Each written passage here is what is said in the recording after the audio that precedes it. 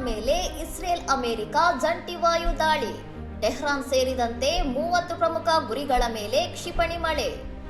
ಯಾವುದೇ ಮುನ್ಸೂಚನೆ ನೀಡದೆ ಇರಾನ್ ರಾಜಧಾನಿ ಟೆಹ್ರಾನ್ ಮೇಲೆ ಇಸ್ರೇಲ್ ಏಕಾಏಕಿ ದಾಳಿ ನಡೆಸಿದ್ದು ಮುಗಿಲೆತ್ತರಕ್ಕೆ ಬೆಂಕಿ ಮತ್ತು ದಟ್ಟ ಹೊಗೆ ಚಿಮ್ಮುತ್ತಿದೆ. ರಕ್ಷಣಾ ಸಚಿವಾಲಯ, ಗುಪ್ತಚರ ಕಚೇರಿ ಹಾಗೂ ಪರಮಾಣು ಶಕ್ತಿ ಕೇಂದ್ರಗಳನ್ನೇ ಗುರಿಯಾಗಿಸಿ ಕ್ಷಿಪಣಿಗಳನ್ನು ಹಾರಿಸಲಾಗಿದ್ದು ಇರಾನ್ ತತ್ತರಿಸಿ ಹೋಗಿದೆ.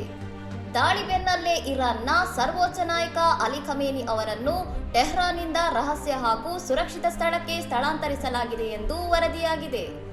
ಇರಾನ್ನಿಂದ ಪ್ರತೀಕಾರದ ದಾಳಿ ನಡೆಯುವ ಸಾಧ್ಯತೆ ಇರುವುದರಿಂದ ಇಸ್ರೇಲ್ ತನ್ನ ದೇಶದಾದ್ಯಂತ ಹೈ ಅಲರ್ಟ್ ಘೋಷಿಸಿದ್ದು ಸೈರನ್ ಮೂಲಕ ಜನರಿಗೆ ಎಚ್ಚರಿಕೆ ನೀಡುತ್ತಿದೆ. ಟೆಹ್ರಾನ್, ಕೋಮು, ಇಸ್ಫಹಾನ್ ಸೇರಿದಂತೆ ಪ್ರಮುಖ ನಗರಗಳ ಮೇಲೆ ಕ್ಷಿಪಣಿ ಅಪ್ಪಳಿಸಿದ್ದು ಅಮೆರಿಕ ಕೂಡ ಇರಾನ್ ವಿರುದ್ಧ ತನ್ನ ಕಾರ್ಯಾಚರಣೆ ಮುಂದುವರಿಯಲಿದೆ ಎಂದು ಎಚ್ಚರಿಸಿದೆ. ಇನ್ನಷ್ಟು ಸುದ್ದಿಗಳಿಗಾಗಿ ನೋಡ್ತಾ ಇರಿ ಸೌರಂ ಟಿವಿ.